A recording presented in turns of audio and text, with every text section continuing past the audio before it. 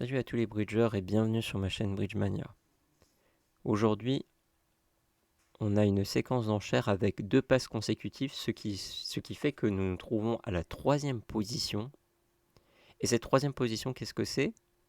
On peut faire des choses qu'on ne ferait pas quand on est en première et 2e position. Pour quelle raison? Parce que nous savons que notre partenaire a passé d'entrée. Donc si nous possédons un jeu qui est en dessous de la valeur d'ouverture, c'est pas trop grave, parce que là, en fait, l'idéologie, normalement, en fait, on devrait ouvrir avec la moitié d'une manche, donc avec les fameux 12 points, pour pouvoir chercher les contrats de manche.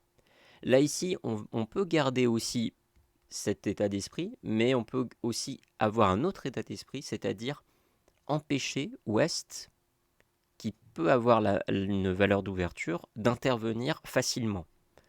Donc là, ici, il y a une deuxième philosophie qui vient en place.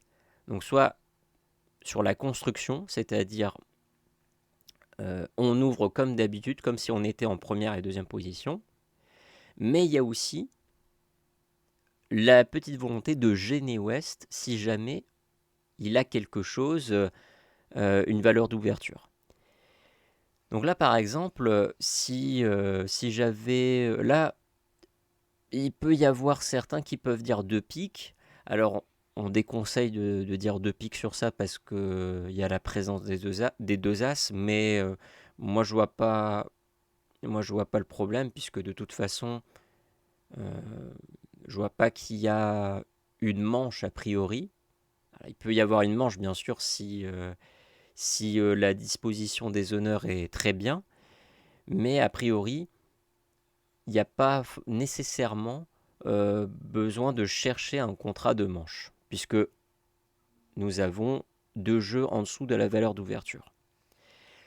Donc là, je ne vais pas faire 2 piques, je vais faire un pique. Donc là, ici, on a le droit de faire un pique avec sans avoir nécessairement la valeur d'ouverture, parce que là, quand même, nous avons 6 cartes à pique, 2 as, on est juste à 1 point en dessous de la valeur d'ouverture. En 3e position, il est bien joué de dire un pique ici. Donc là, ici, de l'autre côté, 2 piques. Donc là, ici, 2 piques, c'est soutien faible. Le partenaire en face, rappelons-le, ne sait pas que vous avez ouvert avec une enchère faible. Vous pouvez très bien dire un pique avec un jeu beaucoup plus fort en 3e position. Hein. Donc il ne sait pas, donc lui il fait comme d'habitude, 2 piques avec entre 6 et 10 points de distribution et 3 cartes. Donc là ici nous avons un fit 9e, ce qui est déjà pas mal.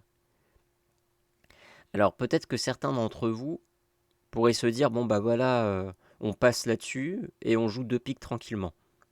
Alors vraiment ça dépend du niveau des joueurs à votre table. Si vous avez des joueurs qui sont plutôt passifs, débutants plutôt passifs, oui, peut-être que passer serait quelque chose d'envisageable.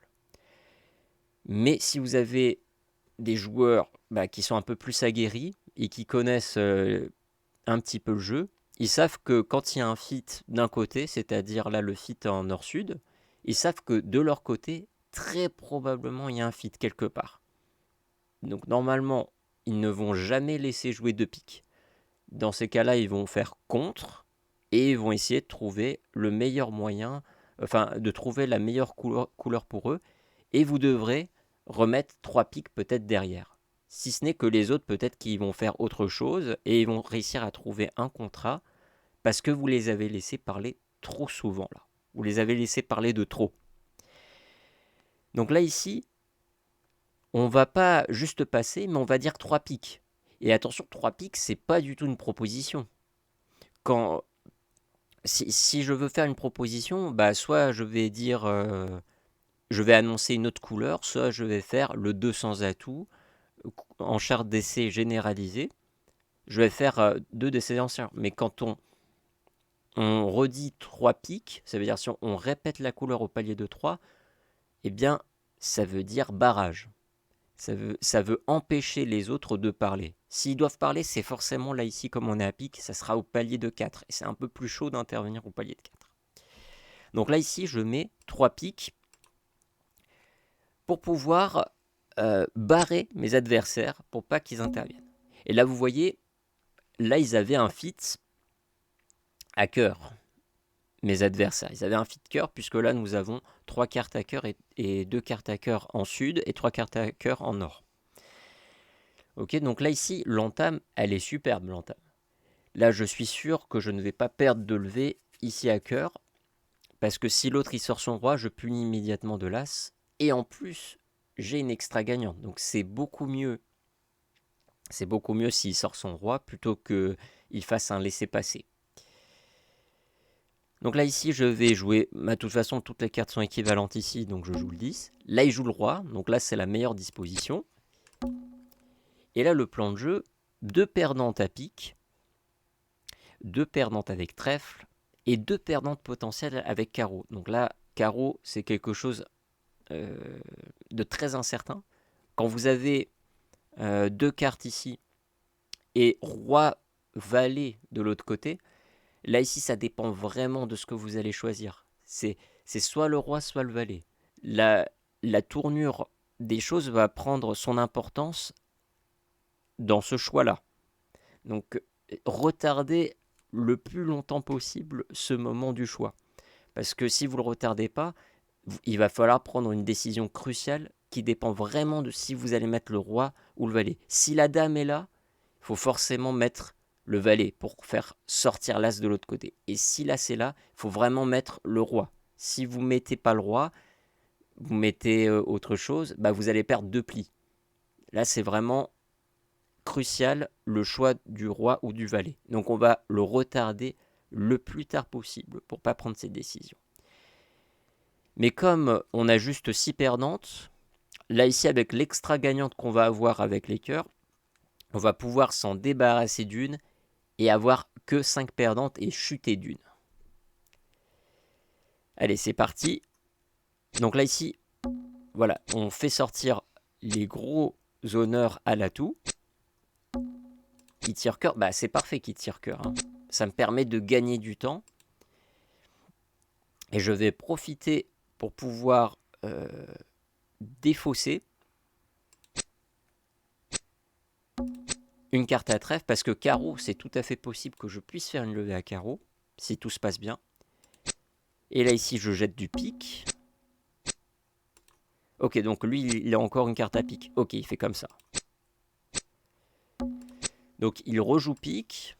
Comment est-ce que je peux la jouer? Donc du coup, je vais faire trèfle. Et vous voyez, j'ai toujours pas envie de prendre la décision à la fin. Je veux que ça soit eux qui prennent la décision. Donc je suis dans cette démarche. Donc là ici, je perds un peu de temps en faisant les piques. Et au bout d'un moment, là, je vais tirer quelque chose. Et je vais tirer trèfle en espérant que quelqu'un prenne la main et qu'il fasse une erreur. Là, voilà, là, peut-être qu'il avait d'autres cartes, mais là, soit il n'avait pas d'autres cartes, il avait que du carreau, donc là, il jette carreau, et là, ça me fait plaisir. Soit il fait une erreur, et aussi, dans le bridge, il faut aussi faire en sorte que ses adversaires soient mis dans l'erreur pour pouvoir bénéficier d'une levée potentielle. Là, vous voyez, par exemple, là, il tire 5 carreaux. Je sais que le roi de carreau, il va se faire, puisqu'il joue en 4e position. Donc là, ici même, je vais mettre le valet. Je vais mettre le trèfle. 10 de pique. Et ils vont faire la dernière levée. Et on va faire notre contrat avec 9 levées. 140 points pour nous. J'espère que cette vidéo vous aura plu. N'hésitez pas à vous abonner pour me soutenir. Et moi, je vous dis à une prochaine fois et bon bridge.